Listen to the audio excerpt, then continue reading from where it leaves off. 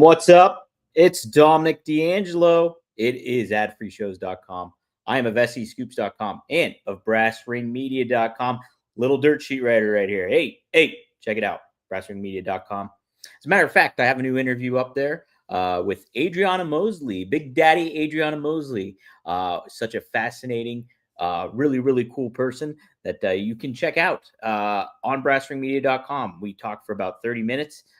Cover the state of indie wrestling and women's wrestling and how to navigate in today's world when it gets to the modern world of wrestling and women's wrestling in particular. And she gives some insight behind balancing her professional life with the pro wrestling world. How does that all pan out and everything to that effect? And in turn, she talks about she is an expert in psychology. So how does that transition over to pro wrestling, vice versa? We talk video games, we talk music, we talk a lot of cool stuff. So check it out. She's a really fun person. Really happy that I got to interview her. So check it out. Very cool person. Speaking of cool people, let's give some shout outs to some folks in the chat. Triple E says, "What's up? All hail the king of luchadors, double the dirty Dominic Mysterio." That's right. Good move by WWE. Very good move to make Dominic Mysterio the AAA mega champion. You got to ride that wave. This is one of your new brands. Why not put one of your biggest stars as at the forefront of it all? Triple E also adds the dirty sheets, running wild with all the stuff Tony Storm said on the Same Man podcast while partaking in all that tobacco dirt. LOL. I wasn't aware of this, Triple E. So when I saw this earlier and right before I went live, I did a little digging to see what Tony Storm had to say. So we'll talk about that. Thank you for helping out the show. Good day, RNI, says Johnny Disco. I think AAA is quickly becoming my new favorite. How about that? And that's the neat thing about it. That's the neat thing about having AAA. It's a different flavor of ice cream, but still in the ecoscape of WWE, much like NXT was back in 2013. I think WWE is really trying to seek that identity again, that kind of brand again, where it is still a part of your hierarchy when it comes to your shows and programming, but at the same time too, you want it to have a little bit of edge, a little bit of different flavor, and a little bit of things that is not what you're accustomed to seeing, whether that's on Raw or SmackDown. Wrestling Old Ed says, "Good day, RNI. Happy Monday. $250 million budget for WrestleMania 43. Holy cats! Do you think we'll get a hologram? No AEW Hall of Immortals stage celebration. Saudi always wanted the legends after all, right? Who knows, man? It's $250 million. I mean, you look at it. So yeah, the announcement was made after the show aired on Friday.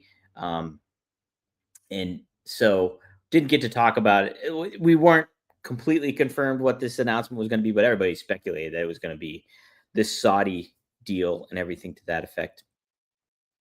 And so, we all have our criticisms and thoughts and everything like that about WrestleMania not being in the United States. And what does this mean for the long-term brand of WWE? Them taking a year away from the United States, from like an ardent fan base where Saudi is paying them huge money, obviously, here to go and do this show and have WrestleMania 43 in Saudi Arabia. Now, and I don't know, and I've said too before that last week that I don't know if this is the best thing for the brand in the long grand scheme of things. But I also have the thought too, in the same process. Boom, it's a business. WWE is there to make money. They're there to answer shareholders. They have confidence that their fan base will stick around. Will it? We'll see. Will that erode after this announcement and then leading up to 2027? 2027 is a long time away if you look at it from a story standpoint, from what they're telling with stories, from who's primarily featured. 2 years away is, it's under 2 years at this point, but there's plenty of time for things to change, things to develop, and things to go on in the world of wrestling. And I don't mean just from the television aspect, I mean from the whole ecoscape of pro wrestling. Where will this, and from the ecoscape of entertainment, streaming obviously becoming more prevalent. People are consuming media in short bursts very differently than what we were back in the Attitude Era. There's a lot of moving factors here. And so a year and a half, give or take, for WrestleMania, right? Um, Hard to pass up that kind of price tag when you get that set to the table and put on the table. And if you're a brand that has confidence in, hey, we can take this money, we can put on a show, we can make something really really big here going on.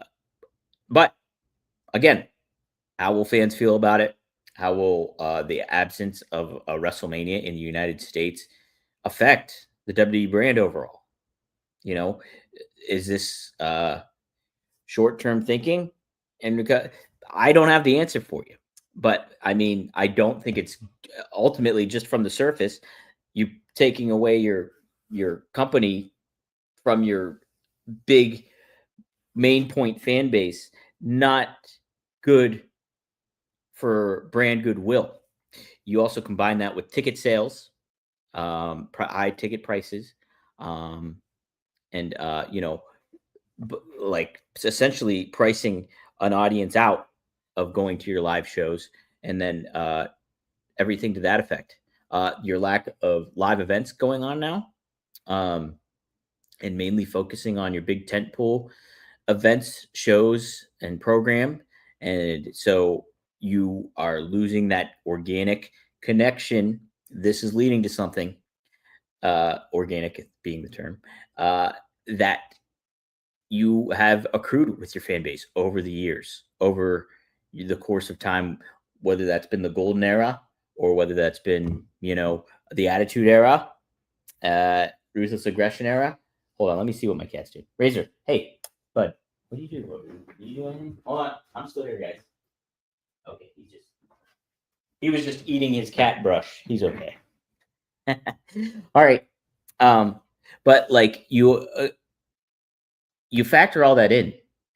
So like I said, the organic connection. Well, my connection with that is Whole Foods. I think I've said this before on this show, or at least I've done a daily wrestling hotline on Wrestling Media about this.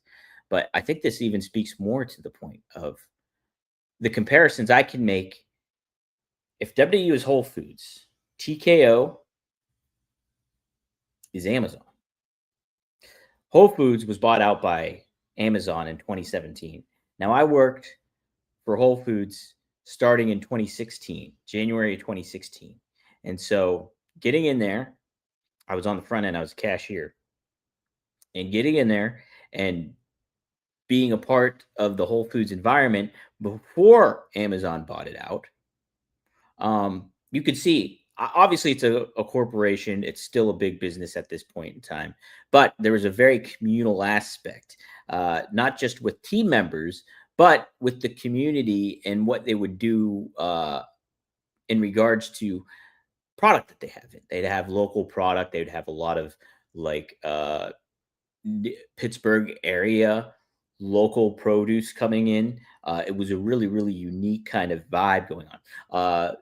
There was a more intimate kind of thing where you had a designer in house that would make all the signage. So, like this really kind of cool, unique, specific to the store identity, and like the team members that were brought in were really approachable, friendly, and a good time. Like, let me tell you, like, I used to go like at Whole Foods. We used to go and party together as team members. Like, we'd go.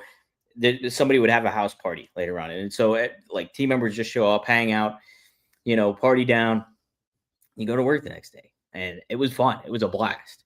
And it was a great way to connect with people. Now, don't get me wrong, Whole Foods still has that to an extent when it comes to team members and stuff. There's still people that I work with there now that I still get along with from years back and everything to that effect, and they're still there. But once Amazon bought everything, my initial thought was It's not going to change that much. I think it'll be okay. I think people are making too big of a deal about it.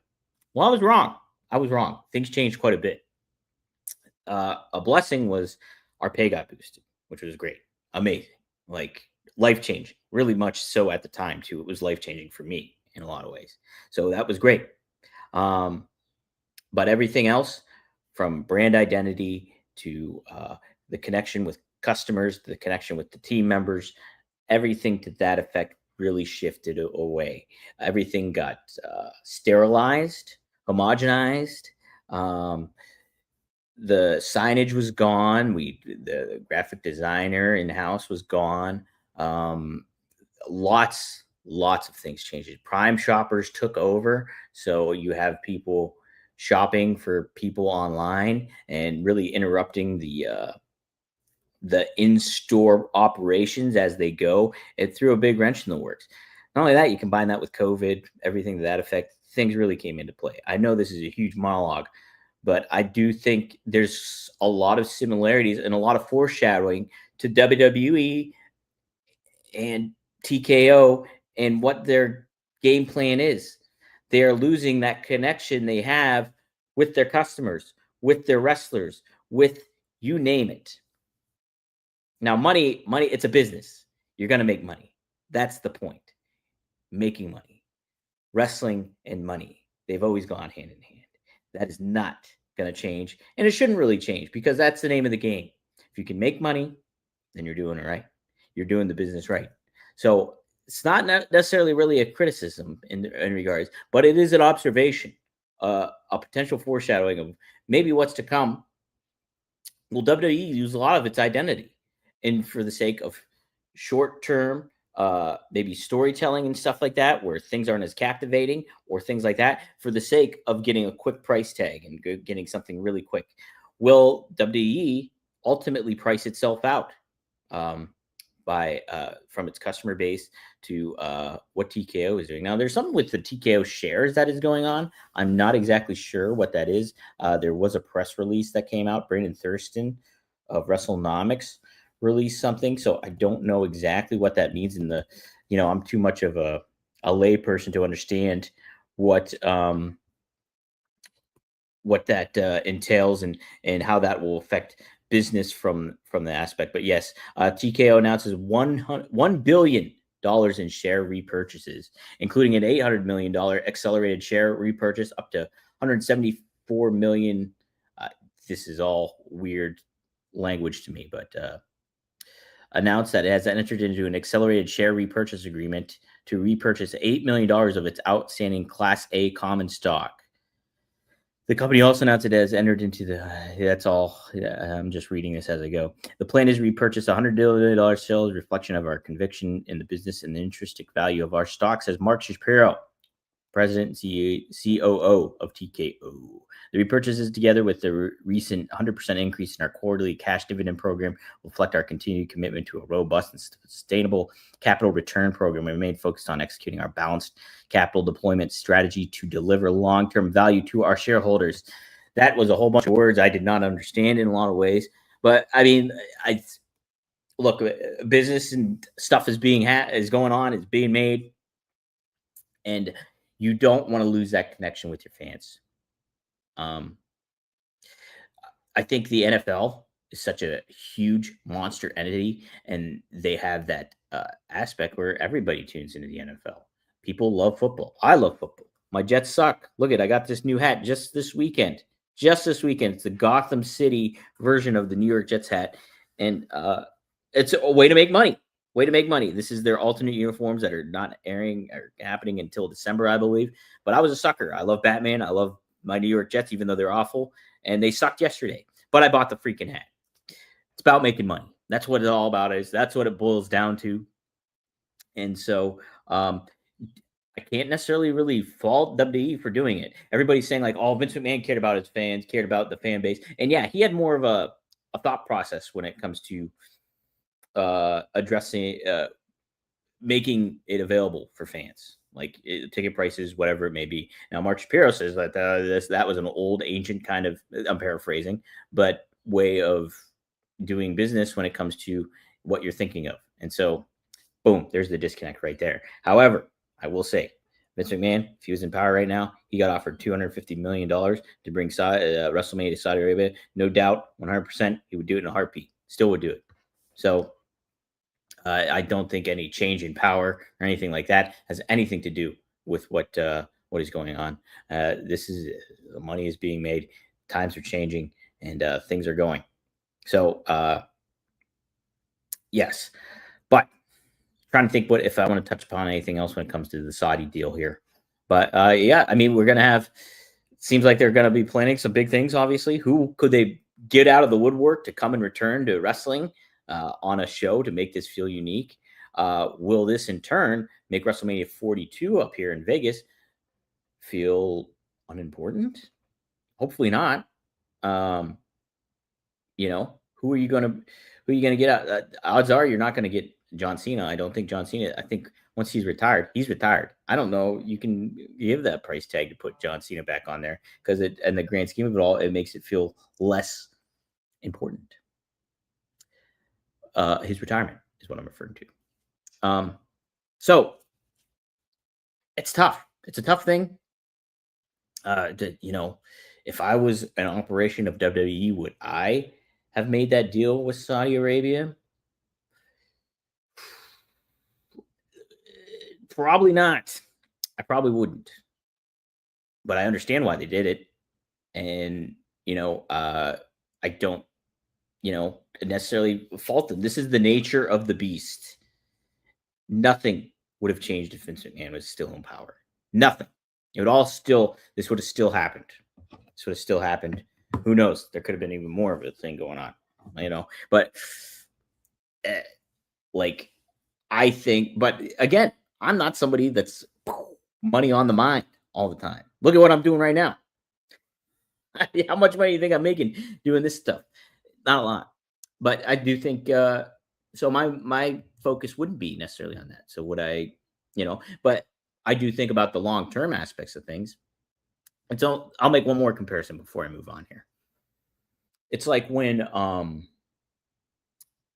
pro athletes. I'll make a football reference. When pro athletes go away from, say, you play for the New England Patriots, or you have the option to play for the Patriots in the Tom Brady prime era.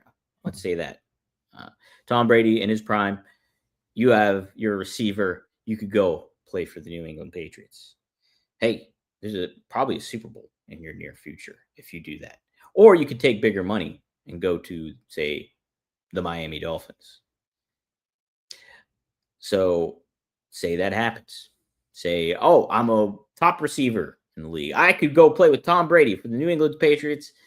This is 2005, whatever it may be, and offers on the table. But hey, Miami's offering me a big, big deal. I could take that money, be set, even more so. Would I win a Super Bowl? No, probably not with Miami. Definitely not with Miami. Definitely not with my Jets. But if I were to go for a smaller price tag, maybe play with Tom Brady, I win a Super Bowl. I become a focal point, a person amongst the Patriot legacy. Now, think about how much this pains me to put over the Patriots right now. But put over the Patriots legacy, I'm a part of that. I retire from football. Guess what? I could be a talking head later on. I could go and do stuff part of the Patriots community, live in that existence. There's value after the fact when you move on. And I think doing that in the long-term scheme of things makes you, the talent, prolong your relevancy. The same can be said with what WWE maybe did in regards to this. Will this erode? Are they taking this Miami Dolphins deal over, hey, let's stick with the Patriots and build something here? Hopefully that makes sense. I think it's some fun, interesting comparisons to make. And, I think it's pretty viable in today's world. Again, though, it's like, who has a crystal ball to say what the lay of the land will be in 2027 when the media comes around, when everything comes around? Is WWE going to be able to weather that storm? Will they benefit from how media is consumed by people moving forward in regards to this Saudi deal? Or will this still erode? Will brand identity, customer goodwill, will that all come into play in build up to this WrestleMania? I want to say 27, but obviously it's not. It's 43, but WrestleMania in 2027. It's a fascinating, fascinating time, no doubt about it. And wow, it's just something to really heavily consider moving forward. Um, what else did I want to talk about today? Brock Lesnar showed up on SmackDown. Uh, I really am entertained by Brock Lesnar. Just consistent star. People will weigh in about the controversies surrounding him in regards to being in the law involved with the lawsuit and everything like that. But WWE is definitely has top lawyer team looking at all this stuff. So them bringing him back means they're pretty confident he's not going to be a he's going to be a non-factor in that. And so I think Brock Lesnar is a star, no doubt about it. So to get him in the mix of John Cena's farewell makes sense. Wonder what they'll do after the fact, after WrestlePalooza goes down. Everything to that effect. Where will they place Brock Lesnar? Will they just put him on the table again until, I don't know, geez, Saudi Arabia? I don't know what's going on. Johnny Disco weighs in too on our previous conversation. I don't doubt the Saudi shows would still happen, and I think the backlash against Vince would be worse. Yeah. I just think with the ticket price announcement, the Saudi show announcement feels worse. Sure, I agree with that. Plus, if Vince were still in charge, the show would be worse. 100% it would be. Like, Vince lost his fastball quite a while ago when it came to,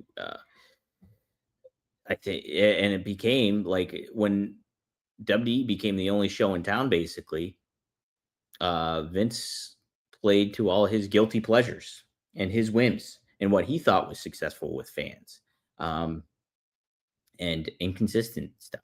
So I do think WWE would be worse off. I'm 100% with Johnny Disco. I think people are so quick to be like, oh, Vince wouldn't let this happen. Vince said, no, he would definitely have let this happen. And yeah, the product might have been unwatchable at this point. So,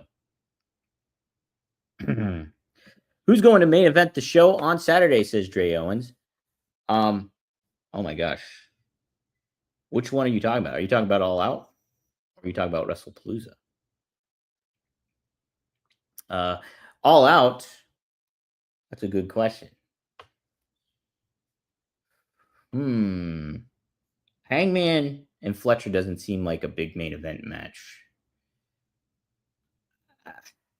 I think you're going to send the fan home happy with Cope and Christian taking out FTR. I think that's going to be your big one.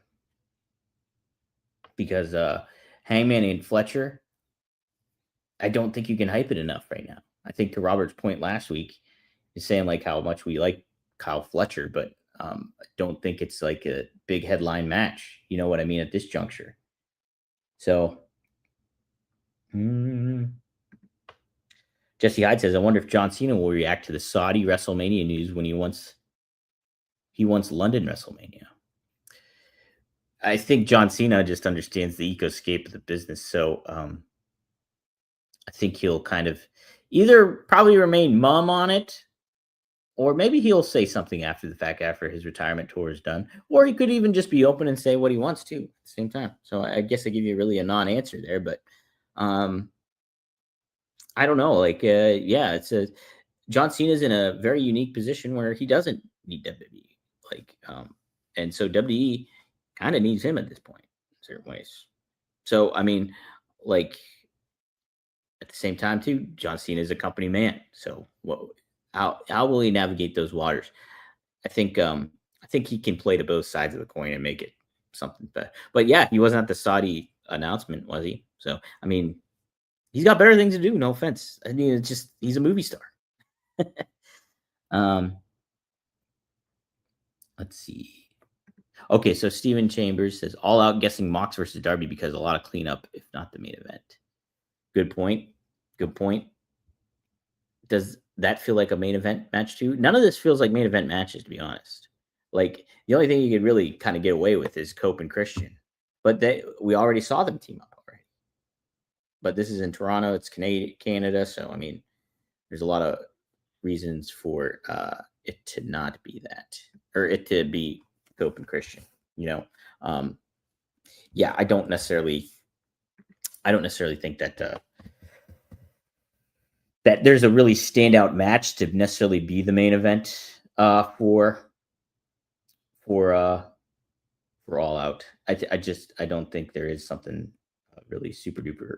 Ooh, okay, must got to do that. Got to do that. I don't think there is something like that. But hey, let's talk a little bit about it's fall, right? It's fall. That means, you know, things are going to get a little cooler. You want to still be able to look good during the fall. Uh, you know, I, anytime that you are out and about, summertime, hey, the sleeves are off right now, but soon enough they won't be. The sleeves are off, the shorts are on, but soon enough we are not going to be in that kind of weather. And let me tell you this, you will feel a lot better coming up when it comes to the perfect gene. That's right, fall is here, and you have to be sure that you're looking good on what you're doing. Your I's are dotted, your T's are crossed, and you got to look good. Well, perfect gene makes you feel good and makes you feel confident too. If wearing jeans feels like a job, fall is about to make that a full-time struggle. Most jeans can't hang. They got you, they fight you going on, cut off circulation the second you win the battle against the button, and give you instant swamp ass the second the sun shows up. Yeah, we're still in like the dog days of summer, maybe a little bit more still. It's kind of cooling down a little bit, but it's pretty hot here today in Pittsburgh. Perfect Jean is here to help end your denim difficulties with the jeans that make getting dressed feel like one of the damn I look good and didn't even try moments. They're made with super soft fabric that makes you say holy SHIT the second you slide them on, and still stylish enough to idiot proof your fall wardrobe so you'll always look put together. No fashion sense needed. Hey, yeah, that fashion sense is built in when you put on a pair of perfect jeans. I'm telling you, my favorite jeans of all time. No joke, no lie, nothing like that. Perfect jean, my pair of perfect jeans, my favorite pair of jeans I've ever owned, and that's a shoe. I can speak to this too. Yesterday, I was getting on my bike. I didn't have my pair of perfect jeans on, and another pair of jeans on. It was a struggle to get on my bike. Like the stretch and comfort, I was like barely toppling over trying to get on my bike. Never an issue when I have the pair of perfect jeans on. I look good bike riding, baby. Let me tell you that much. And so you can look good doing whatever you're doing this fall with the perfect gene. It's finally time to stop crushing your balls and uncomfortable jeans. By going to theperfectgene.nyc, our listeners get 15% off their first order, plus free shipping, free returns, and free exchanges when you use code rumor15 at checkout. That's 15% off for new customers at theperfectgene.nyc with promo code rumor15. After you purchase, they'll ask you where you heard about them. Please support our show and tell them that we sent you. F your khakis and get the perfect gene. All right. Let's get some feedback here. Oh, yeah, let's talk about Dominic Mysterio winning that AAA title. It's great. It's a great move. Good brand move. Good everything to that effect. To have Dominic Mysterio be your champion, he's such a unique talent, personality, and obviously has that lucha libre connection. Even if he's a heel, it'll be interesting to see once Rey Mysterio gets back too. Can you imagine Rey Mysterio competing for that AAA Mega Championship against his son or something to that effect? My goodness, it speaks to whoever was saying, I can't remember who said that AAA was their new favorite show almost, or it could be their new favorite show. But yeah, I think having Dominic as your champion is great. It's great, and it also gives you that NXT vibe from the 2013s era that people still kind of search for in WWE and want in WWE. So I think that's a good move. I do think too that WrestlePalooza is shaping up to be pretty interesting. We got Drew McIntyre and Cody going down. We got obviously Cena and Brock Lesnar. It feels like a good show. I'm all for it. I'm all for the mixed tag match with CM Punk and AJ Lee going up against Seth Rollins and Becky Lynch. I think huge takeaway, something to really keep note on is Becky going to elevate Seth Rollins, and from a standpoint of, I just don't think he hits. I don't think he clicks that well.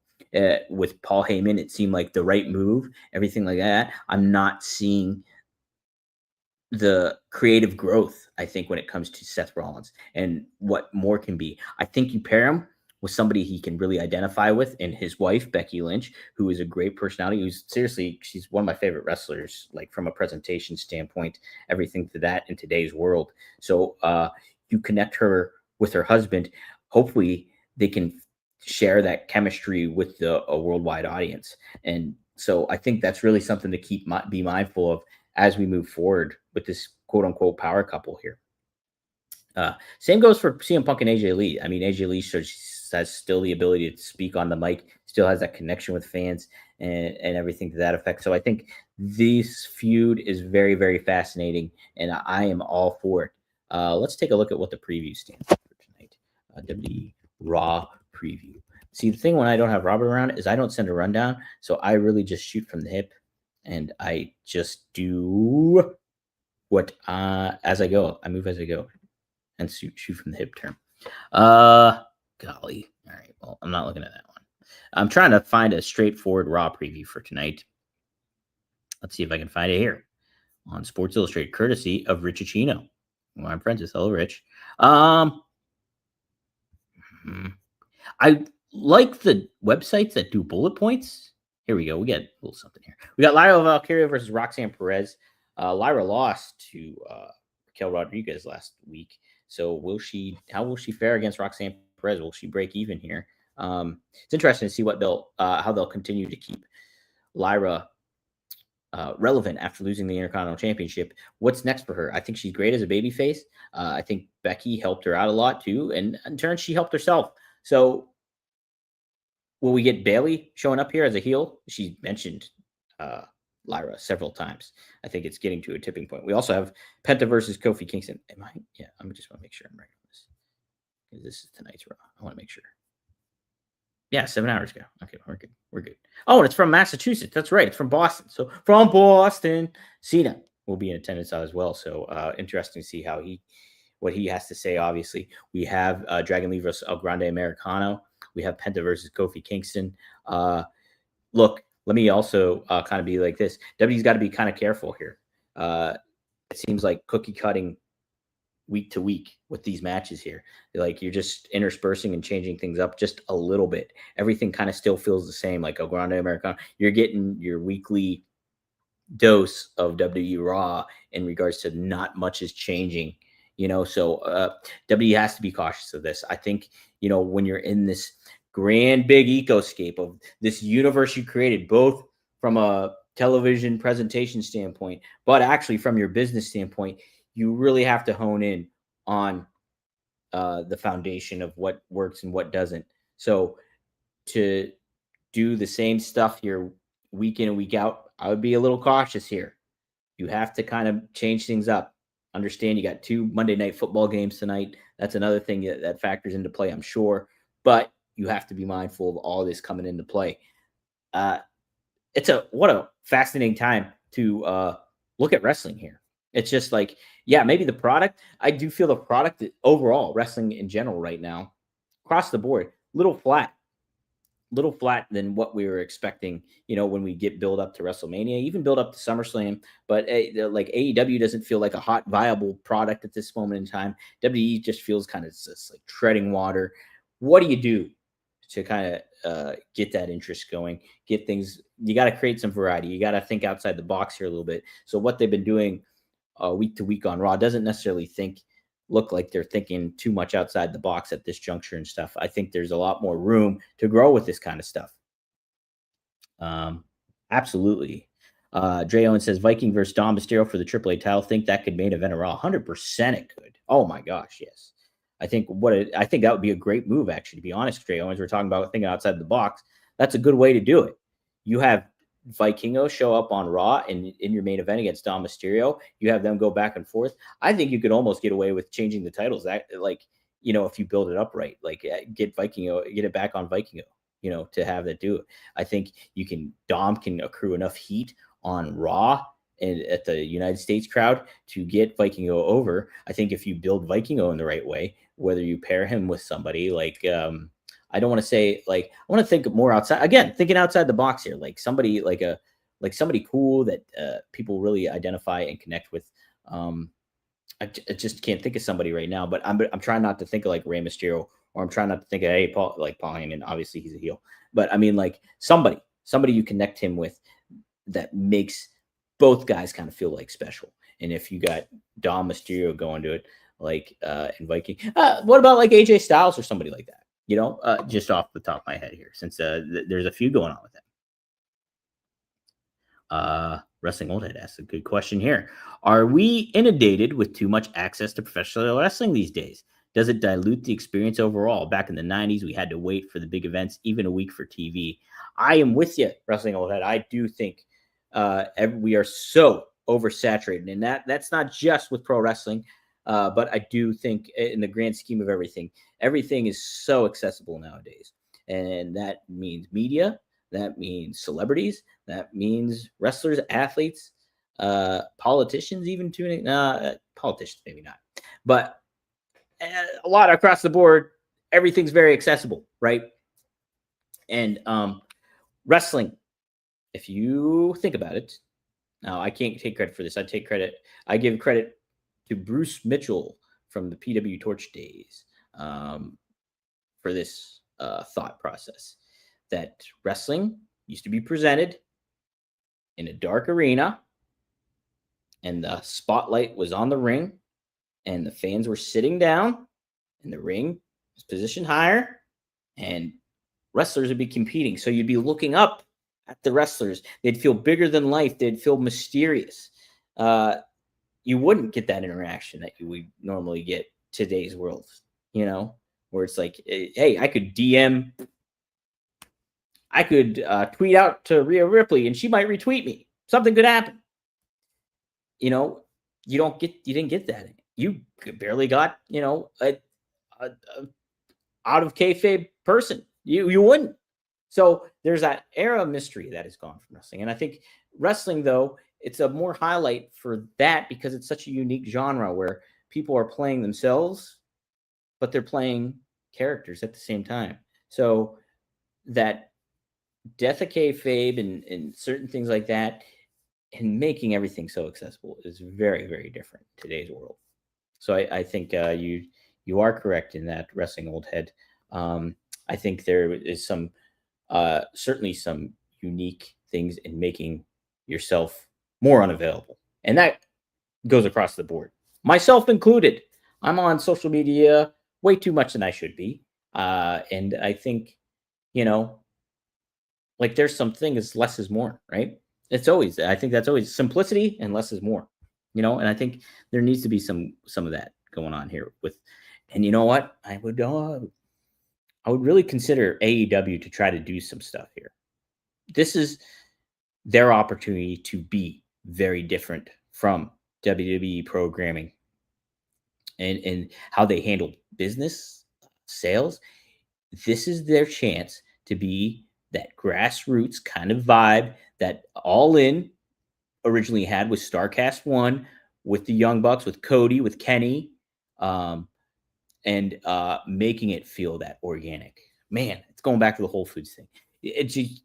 To do that is super important. If I were Tony Khan, I would really, really make a concerted effort to see how much more I can get that identity back. Because right now, WWE is distancing himself out of that. So if you're Tony Khan, this is the time to do it. Get that connection with the fan base again. Get that intimate, special feeling. Simplify things across the board. Get rid of the gory violence. Because you are segmenting yourself from a big part of the audience if you do that.